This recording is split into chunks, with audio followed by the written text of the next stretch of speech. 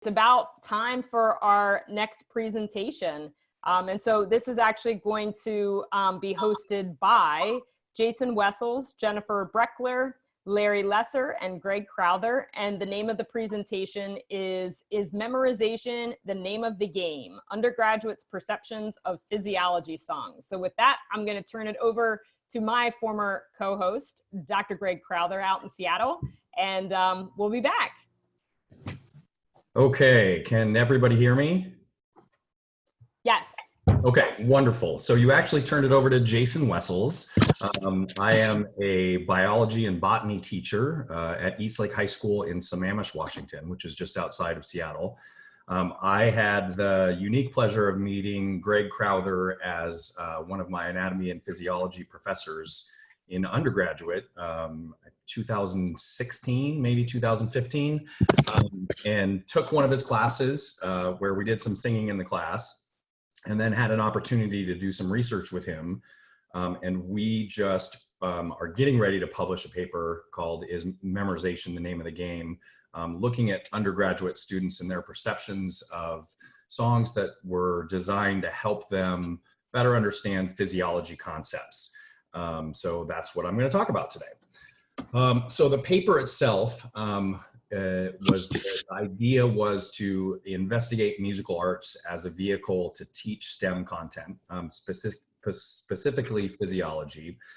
The idea was that songs can help promote student engagement, getting their attention, decreasing stress levels, hopefully, delivering content through a familiar vehicle that they understood, making material less dry and more fun and personal, and then building classroom community through song sharing and group singing. It also promotes processing and analysis of content, helping teach the language of science, which can be really difficult for undergraduate students, distilling content into concise and distinct chunks, offering lyrics to analyze deeper understanding, and then in addition to that, allowing students the opportunity to write as a form of helping them increase their learning and understanding. Lastly, promoting retention and recall of content by using rhymes and rhythms to function as mnemonic devices, evoking motions to increase memorability, and activating multiple brain pathways to increase memorability as well. We felt like this really helps through the 5E model of teaching and learning. For those of you that aren't hey aware Jason, sorry to bust in on you. That's okay. You're working with the slides, right? Yeah. Which is great, but the rest of us can't see the slides, so maybe we should take a second, do the whole sharing your screen thing. Okay. So I thought I just needed to be in the PowerPoint and that you all would see what was on my screen. That's not accurate? Not yet. Okay. So what do I need to do? We're gonna get Bob on that. Okay. In the meantime, if you'd like to give us a jingle, that would be great. I'm just kidding you. You don't need to do that. No. Here's what Larry might. You never know. Larry and Greg, yeah, you can take the floor on this one. So let me clarify. You need your PowerPoint up. Is that correct? I need to click on share. Okay. Yes, and when you click on share at the bottom of the screen, actually, it's hard to see. Yep. Okay, that looks good. Did that do it? Yeah, you got it. That looks perfect. Beautiful. Okay. All right. So the 5E model of teaching and learning is about engaging students to get them curious about a topic and activating prior knowledge, exploring a topic so that they start wrestling with an issue and defining what they may or may not know. Explaining, so students learn a core content directly from a teacher or instructor and or from each other, and then elaborating, allowing students to apply this knowledge or this new learning to new and unique contexts, and then evaluating, so the student's understanding of this topic is now evaluated by the instructor. Okay, now I'm not moving forward on my slideshow. There, okay. So what we did was had students listen to educator-penned songs And then they were allowed through a survey to give candid free responses to the musical interventions. And we did this in 2 phases. The first phase was an exploratory phase. We had 440 students involved in 8 different physiology courses from 2 different universities. And then phase 2 was a validation phase to ensure that what we found in phase 1 was actually the findings. And we did this through 5 new songs with 53 new students. Phase 1 included songs about Fick's law of diffusion, the Nernst equation, surface area to volume ratio, surface area to volume ratio, Pacia's law of laminar flow, and in-lever, out-lever. Then phase 2 include p-values, the length constant, cardiac output and pulmonary ventilation, the Goldman-Hodgkin-Katz equation, and total lung capacity. The courses that students were taking all included some sort of physiology component. They included both science and non-science majors. The students were invited to participate by their instructors and received just a small amount of extra credit for their participation in the study. The songs were on mathematical aspects of physiology, which can sometimes be difficult for students to remember. The songs came in various musical styles. One was a parody of a Jackson 5 song, and the other 9 songs were original compositions. We felt like the songs were fairly short, 17 to 54 seconds, but we'll see that some of the feedback we got felt like some of those songs were too long or not long enough. And then we had instructors rate the songs as in terms of how much they related to the course on a 0 to 4 scale. Students were asked if they would use the song as part of their studying. The survey was given at the end of their course, and then the free-form portion of their survey was why they would either use the song or not use the song. So Greg and I spent our time going through sorting the responses to identify different areas that the students had rated the songs in, and we broke those down into beat, catchiness, instruments, learning, the length of the song, lyrics, melody, memory, and then relevance. And there was one, kind of a catch-all other category that we had put in there. Each song really provoked a wide range of usefulness for participants, but what we found was that the most used category was memory, confirming that a lot of students looked at this as a mnemonic device. And then the second most that we found was catchiness, which was, how easily the song stuck in their head, or really kind of how much they enjoyed it. Phase 2 confirmed those results, and we found that more than half of the students had categorized them either into the catchiness or the memory category. So what we found was that we had designed this for research rather than pedagogical effectiveness with students. The students were shown the music videos emphasizing a fact delivery aspect rather than actual learning or deepening understanding. So we didn't really formally assess whether or not learning was happening here. And both Greg and I feel like that would be something that would be really interesting to go back and look at again. In terms of what we could do with this, the memorization aspect of it, I think is good, especially when we're talking about formulas that need to be memorized by physiology students.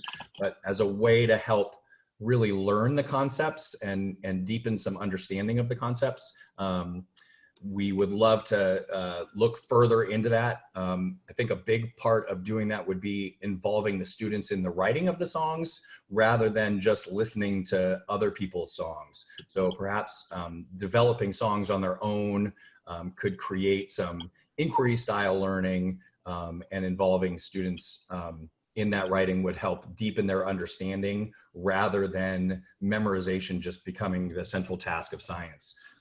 One of the things that I have found in teaching, and obviously I deal with a little bit of younger students in teaching high school, is that the students still feel like memorization is the best way to science. And I think that for those of us that are involved in science or any of the STEM fields, that's really not, you can take notes on a lecture and regurgitate those notes back on an exam, but you haven't really learned something that way. You have this sort of surface level understanding of the topic going through it that way that does not really promote an understanding and a level of learning there. So we would love to go back and look at that. One of the slides that I forgot to put on here was a big thank you. And I had no idea that I was doing this study in the presence of such greatness. So Greg, thanks for letting me being involved in this. And Larry, I know that you and I have never met before, but yeah, I just feel like I'm in the presence of greatness here, and it was really awesome. Jennifer Breckler also really helped provide some valuable resources here. And yeah, so thank you all. I don't know if there are any questions. I can't see any popping up at this point in time. Jason, I actually have a question for you. Great. Yeah. As a high school teacher myself, I can relate to the difference between the two worlds. And they do seem to be quite different from each other. And I definitely think that that idea between memorization of the facts versus expansion of knowledge is one thing that might actually be an interesting item to investigate, both at the high school and the college level. But my question for you is, did you guys find a difference with respect to the science versus the non-science majors? I don't know that we actually looked at that. Greg, okay. Maybe you can speak to that a little bit. I don't remember that being one of the things that we had, one of the categories we had broken down.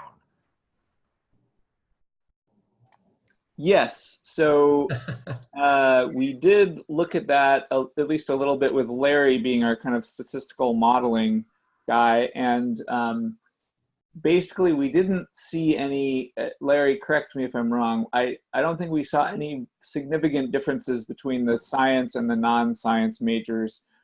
We also, to be fair, we didn't have a lot of non-science majors. I think we had 2 classes, and the other 6 were either science majors or kind of pre-nursing students who we felt were pretty close to science majors, and that they, they understood that science was core to their future. So yeah, it didn't turn out to be, I think one could ask, is this a great way of engaging non-science people and making science more palatable to them? But we didn't come up with any evidence for that in this study. Okay. We also do have a question from Dennis that says, what kinds of things did students mention in your why question? So that was the why question, was all of those things. So some students would say they wouldn't use it because the beat was irritating or it moved too fast. So all of those that we went, and I can go back to that. Oh, no, maybe I can't. No, there it is. Go back to, so these were, in terms of the why, their responses were sorted into one of these 10 categories, and then further sorted by, was that a positive response or a negative response? Okay. All right. Yeah, that's definitely very, very interesting. Yeah. So is there anything, like, what do you think about in the future? Number one, I think it's super cool that you actually worked that Greg was your professor, and you actually did a project with him. So I commend you for that. I'm also a student, I'm a graduate student, and sometimes that can kind of be a little bit like, oh, wow, you're the professor, but that's kind of a cool collaboration, and that's exactly what we love to see here at Voices. It's very fun, yeah. Yeah, yeah. He's a good guy to work with. I'll vouch to that. I see that smile, Greg. I hope you like that picture that I found of you on the internet. And so where do you think you'll go in the future with this? Do you have any ideas? I don't know where we'll go in the future. Again, Greg, I may toss it out to you to see if there's any thoughts about what further stuff are. We are going through the process of peer review on the paper, and then hopefully getting that published here in the next couple of months, it looks like. That's exciting. Congratulations. Tiffany, did you mean your question as like where the research is going, or more Yeah. like what is Jason going to do on his personal teaching journey? Well, I was thinking the research, but I'll take either one.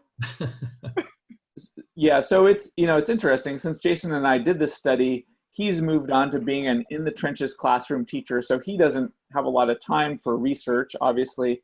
And I've moved on to a school where faculty scholarship is not really something we're supposed to do for tenure or anything. So I would say both of us are going to be pretty limited in our research capacity.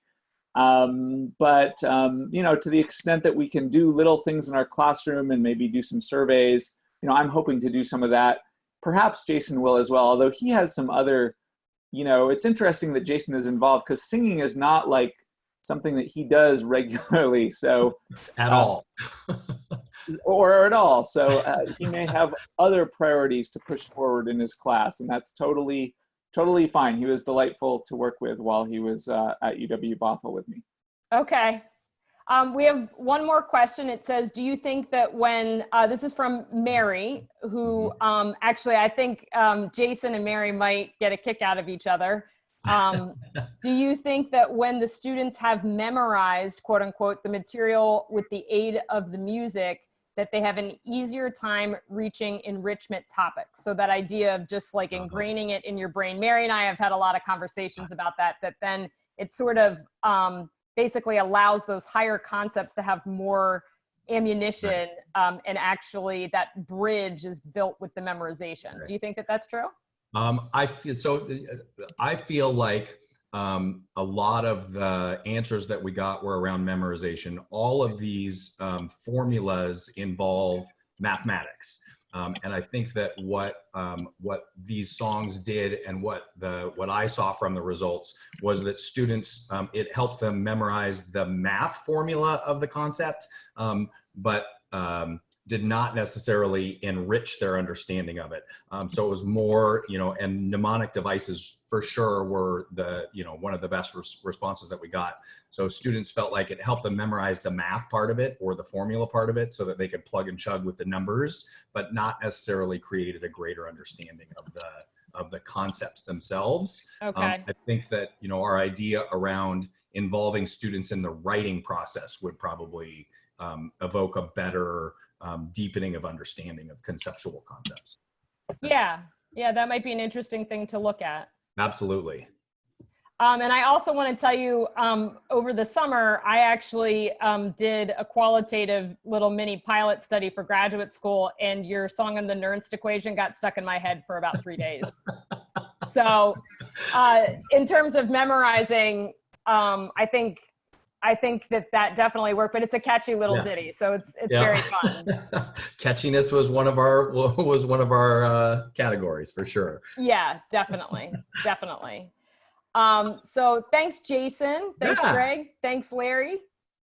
We appreciate you guys contributing to the cause, and we'll see some of you guys a little bit later today. But Jason, welcome to the collaboration. What a pleasure. Thanks so much. You are in the presence of greatness. I think that's what you said. I feel it for sure. Awesome. Thank you guys so much.